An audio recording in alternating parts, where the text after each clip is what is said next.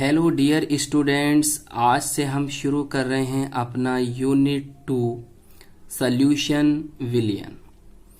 तो फ्रेंड्स, हम सबसे पहले इसमें जानेंगे कि विलियन क्या है और उसके प्रकार।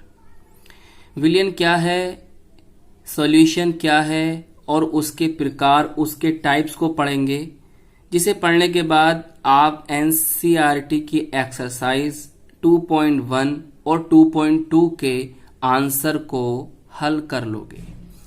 तो आज का ये लेक्चर हमारा इंट्रोडक्शंस है कि हम इंट्रोडक्शन देंगे, इंट्रोड्यूस करेंगे कि सॉल्यूशंस क्या होते हैं, उसके प्रकार क्या होते हैं। तो फर्स्ट लेक्चर है आपके यूनिट 2 का, इकाई 2 का, जिसका नाम है विलियन सॉल्यूशन। तो चलिए सबसे पहले हम पढ़ते हैं कि विलियन किसे कहते हैं, विलियन क्या होता है और उसके प्रकार क्या हैं। तो चलिए, हमने लिखा सॉल्यूशन विलियन, दो या दो से अधिक पदार्थों का समांगी मिश्रण, होमोजीनियस मिक्सचर विलियन कहलाता है। समांगी मिश्रण में जो अवयव अधिक मात्रा में होता है उसे विलायक तथा जो अवयव कम मात्रा में होता है उसे विलेय सॉल्यूट कहते हैं। विलियन के प्रत्येक भाग का संगठन समान होता है। तो फ्रेंड, ये थी इसकी डेफिनेशन। अभी इस डेफिनेशन में आपको थोड़ी सी प्रॉब्लम आई होगी कि जैसे सर समांगी मिश्रण किसे कहते हैं। तो सबसे पहले आप जानिए कि मिश्रण क्या है, मिक्सचर क्या है। तो मिक्सचर हम उसे कहते हैं कि दो या दो से अधिक पदार्थों को किसी भी अनुपात में मिलाने पर जो पदार्थ आपको प्राप्त होगा उसको हम मिश्रण कह देंगे। तो कहने का मतलब यह है कि मिश्रण में पदार्थों का अनुपात निश्चित नहीं होता है। तो मिश्रण आते हैं दो तरह के, समांगी मिश्रण होमोजीनियस मिक्सचर, और एक आता है विषमांगी मिश्रण जिसको हम कहते हैं हेट्रोजीनियस मिक्सचर। तो अब समांगी मिश्रण किसे कहते हैं, होमोजीनियस मिक्सचर किसे कहते हैं। तो जिस मिश्रण के किसी भी भाग का संगठन, कंपोजिशन, उसके किसी भी दूसरे भाग के संगठन के समान होता है तो हम उसे कहते हैं समांगी मिश्रण, होमोजीनियस मिक्सचर। अगर हम हेट्रोजीनियस की बात करें तो जिस मिश्रण के विभिन्न भागों का संगठन एक दूसरे से भिन्न होता है तो हम उसको विषमांगी मिश्रण मतलब हेट्रोजीनियस मिक्सचर कहते हैं। तो आपने जाना कि भाई होमोजीनियस मिक्सचर क्या होता है। तो अब हमें क्या पता चला कि विलियन एक प्रवस्था तंत्र का निकाय है, मतलब सिंगल फेज सिस्टम है, P बराबर 1। अब इसका मतलब ये हुआ कि जैसे अगर आप चीनी लीजिए और पानी लीजिए, सही है, अगर चीनी को आप पानी के अंदर घोलोगे, घोलने के बाद आप उसे चाहे ऊपर से पियो या बीच में से लो या सबसे नीचे से लो, आपको सब जगह वो कैसा मिलेगा, एक सा मिलेगा। ऊपर भी मीठा होगा, बीच में मीठा होगा, सबसे नीचे भी क्या होगा, मीठा होगा। तो इसका मतलब ये पता चला कि विलियन के प्रत्येक भाग का संगठन कैसा होता है, समान होता है। चलिए आगे। अब हमने लिखा भाई समांगी मिश्रण में जो अवयव अधिक मात्रा में होता है, जो अवयव, जो कंपोनेंट अधिक मात्रा में होगा हम उसको विलायक सोलवेंट कहेंगे, और जो अवयव कम मात्रा में होगा हम उसको सोल्यूट मतलब विलेय कहेंगे। क्लियर। अब यहां पर आप एक बात याद रखिए कि आपने जाना कि सर विलायक उसे कहते हैं कि जो अधिक मात्रा में हो, जो अवयव अधिक मात्रा में हो, और विलेय उसे कहते हैं कि जो क्या हो, जो अवयव कम मात्रा में हो। जैसे हम एक एग्जांपल लेके इस बात को समझते हैं। जैसे फ्रेंड हमने लिया 20% पोटेशियम कार्बोनेट का सॉल्यूशन है ये। तो इसमें जो 20 है भाई, 20% आपका 20 ग्राम जो होगा, 20 ग्राम जो होगा वो कौन होगा, विलेय होगा। विलेय बोले तो सोल्यूट। और जो इसमें 80 ग्राम होगा वो कौन होगा, विलायक। मतलब सोलवेंट। तो आपने जाना कि विलयन के अंदर जिस अवयव की अधिक मात्रा होगी हम उसको विलायक कह देंगे, और जिसकी कम मात्रा होगी उसको हम विलय कह देंगे, सोल्यूट कह देंगे। क्लियर। अब एक बात और याद रखिए, आप इस बात को ऐसे भी कह सकते हो कि सॉल्यूशन विलयन फाइनली जिस कंपोनेंट की, जिस अवयव की भौतिक अवस्था को प्राप्त कर ले। दोबारा सुनिए, विलयन फाइनली जिस अवयव की भौतिक अवस्था को प्राप्त कर ले तो हम उसको कहते हैं विलायक, सॉल्वेंट। जैसे आपने चीनी ली और प्लस लिया आपने वाटर। जब आपने चीनी को, आपने, ये आपका बीकर है माना, सही, ये बीकर है, इसमें ये जो है पानी भरा हुआ है, इसके अंदर आपने क्या करा, चीनी को डाल दिया। चीनी डालने आपने से घोला, घोलने के बाद आप बताइए कि जो आपको फाइनली फिजिकल स्टेट दिखाई दे रही है, आपको चीनी की दिखाई दे रही है या पानी की दिखाई दे रही है? भाई चीनी क्या है, एक सॉलिड है, ठोस है। अब ये क्या है, आपका लिक्विड है। तो आपको जो शरबत बना वो ठोस है या द्रव है? अरे सर, द्रव ही होगा। जब द्रव होगा तो जब आपने देखा कि भाई हमारा चीनी और पानी को मिलाने के बाद शरबत बना, हमारा विलयन बना, और विलयन ने इन दोनों में से किसकी भौतिक अवस्था को प्राप्त करा, चीनी की या पानी की? पानी की। तो हमने आपको यही तो बताया कि विलयन अंतिम रूप से फाइनली जिस अवयव की भौतिक अवस्था को प्राप्त कर लेता है हम उसको सॉल्यूशन, उसको सोलवेंट कहते हैं। तो यहां पर इसने जल की, H2O की भौतिक अवस्था को प्राप्त करा तो हम इसको कह देंगे कि जो हमारा विलायक है वो जल है। क्लियर। तो विलयन अंतिम रूप से फाइनली जिस अवयव की भौतिक अवस्था को प्राप्त कर ले आप उसको विलायक, सोलवेंट कह सकते हो, सोलवेंट वो होगा। क्लियर। इतनी बात आपको समझ में आ गई। तो अब जी, तो आपने सॉल्यूशन की परिभाषा को जाना, विलायक क्या होते हैं इसको भी जाना। अब देखिए हमने कुछ इंपॉर्टेंट नोट लिखे हैं जो आपको हमेशा याद रखने हैं। क्लियर।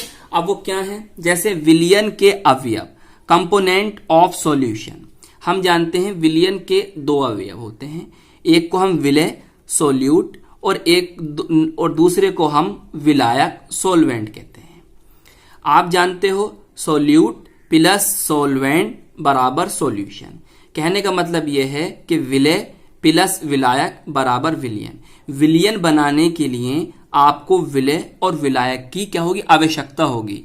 खाली अगर आपके पास क्या है, सॉल्वेंट है, तो जब भी विलयन नहीं बन सकता। आपके पास केवल कौन है, सोल्यूट है, मतलब विलय है, तो जब भी आपका विलयन प्राप्त नहीं हो सकता। विलयन प्राप्त करने के लिए आपको विलय, सोल्यूट और प्लस सॉल्वेंट, विलायक दोनों की आवश्यकता होगी। दोनों को मिलाओगे तो सॉल्यूशन प्राप्त हो जाएगा। विलय क्या था, विलायक क्या था, हमने आपको बता दिया।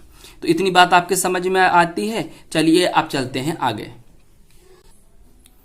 देखिए विलयन में विलय के कणों का आकार 10⁻⁻7 से 10⁻⁻8 सेंटीमीटर तक होता है। विलयन के घटकों विलय व विलायक को भौतिक विधियों द्वारा सरलता से पृथक नहीं किया जा सकता। जैसे फ्रेंड भौतिक विधियां आपकी फिजिकल मेथड्स कौन कौन से हो सकते हैं, जैसे फिल्टरीकरण, निथारण, अभिकेंद्रीकरण आदि। चलिए अब देखिए फ्रेंड, यहां पर जो अब आपके ये पॉइंट आएंगे नीचे, ये बहुत ही मोस्ट इंपोर्टेंट पॉइंट्स हैं और आपको बहुत जगह ये देखने को मिलेंगे। देखिए डाइल्यूट सॉल्यूशन, तनु विलयन, वह विलयन जिसमें विलायक की मात्रा विलय की तुलना में बहुत अधिक हो।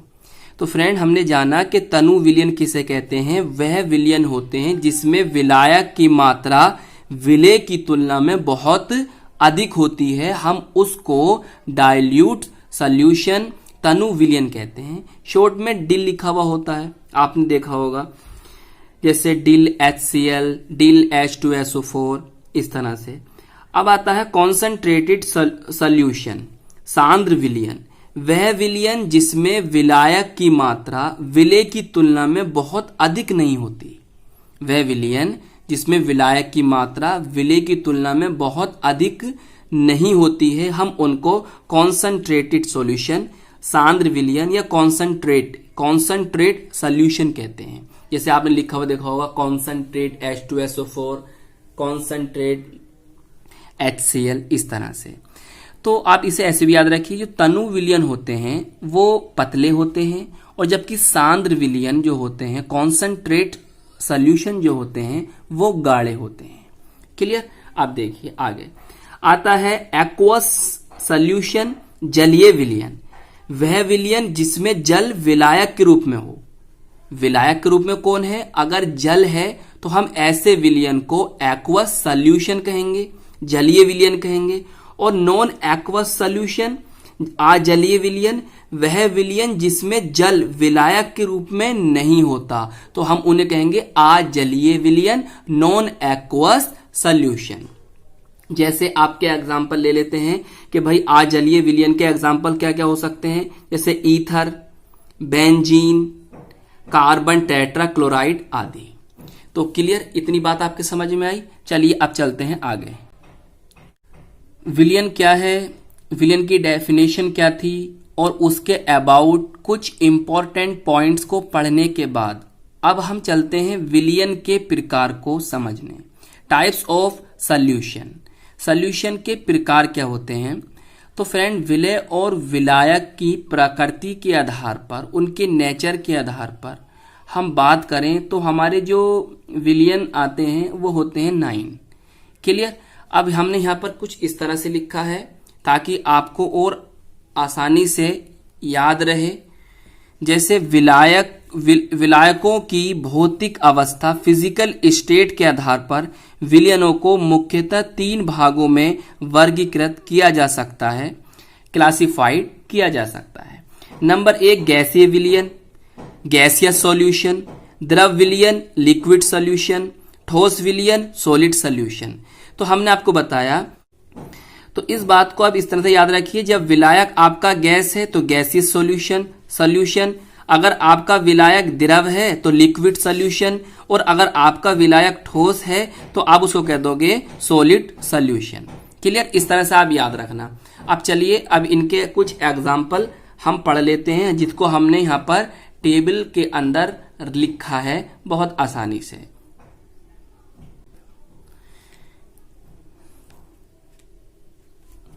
जी देखिए, विलयन के प्रकार, टाइप्स ऑफ सॉल्यूशन, विलेय, सॉल्यूट, विलायक, सॉल्वेंट, और यहां पर सामान्य उदाहरण, जनरल एग्जाम्पल। गैसीय विलयन, अब देखिए विलेय आपका गैस, द्रव और ठोस हो सकता है। विलायक तो आपका एक ही रहेगा, गैस गैस गैस, क्योंकि अगर गैसीय विलयन है, गैसियस सॉल्यूशन है तो। क्लियर? अब देखिए, अगर विलेय भी गैस, विलायक भी गैस, तो एग्जाम्पल वायु। भाई वायु क्या होती है? एक समांगी मिश्रण होती है, जिसमें विभिन्न प्रकार की गैसें क्या होती हैं? मिश्रित होती हैं।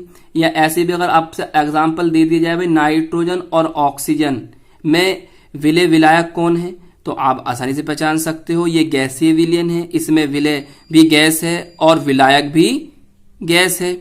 अब देखिए द्रव और गैस, वायु में जलवाष्प, क्लोरोफॉर्म CHCl3 को नाइट्रोजन गैस N2 में मिश्रित किया जाए, ये इसके एग्जाम्पल हैं। अब देखिए नेक्स्ट, ठोस गैस, कपूर का नाइट्रोजन में विलयन। क्लियर? तो गैसीय विलयन क्या आपने पढ़ा? क्लियर? कितने हो गए? यहाँ पर 3 हो गए।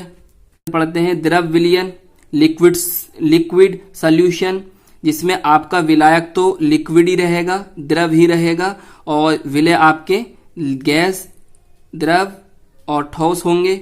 देखिए पहले गैस और द्रव में देखते हैं, जल में घुली ऑक्सीजन या सोडा वाटर H2O, और H2O में कार्बन डाइऑक्साइड। द्रव का द्रव में देखिए जल घुला हुआ एथेनॉल। एथेनॉल का फॉर्मूला क्या होता है? एथेनॉल, इसको हम कहते हैं एथाइल अल्कोहल C2H5OH। ठोस द्रव देखिए जल घुला हुआ ग्लूकोज या घुली हुई चीनी जो आप बनाते हो शरबत। क्लियर? चलिए देखिए ठोस विलयन, तो हम यहां पर जो आपका सॉल्वेंट रहेगा सॉलिड सॉलिड सॉलिड, ठोस ठोस ठोस रहेगा, और आपके जो सॉल्यूट होगा गैस द्रव ठोस, ये रहेंगे। अब देखिए गैस और ठोस, तो उसका एग्जाम्पल है हाइड्रोजन का पैलेडियम में विलयन। द्रव ठोस पारे का सोडियम के साथ अमलगम। ठोस ठोस का तांबे का सोने में विलयन। ये इसके एग्जाम्पल हैं। आपका आज फर्स्ट लेक्चर आपने जिसमें पढ़ा कि विलयन किसे कहते हैं और विलयन के प्रकार क्या हैं। क्लियर? विलयन किसे कहते हैं, विलयन के प्रकार क्या हैं, इसे पढ़ने के बाद आपकी एनसीईआरटी की जो एक्सरसाइज है उसमें 2.1 और 2.2 दोनों क्वेश्चंस का आंसर आपको यहीं से मिल जाएगा। तो इस तरह से आपके एक्सरसाइज के 2 क्वेश्चन भी यहां पर सोल्व हो गए हैं, और ये आपका पहला लेक्चर जो इंट्रोडक्शन पर ही बेस्ड था वो कंप्लीट हुआ। अब हम आपको नेक्स्ट वीडियो में मिलेंगे, अपने नेक्स्ट लेक्चर में मिलेंगे। तो आई होप ये वीडियो आपको पसंद आई होगी, तो इसे लाइक कीजिए, शेयर कीजिए और हमारे चैनल को सब्सक्राइब कर लीजिए। हम मिलेंगे आपको इसकी नेक्स्ट वीडियो में।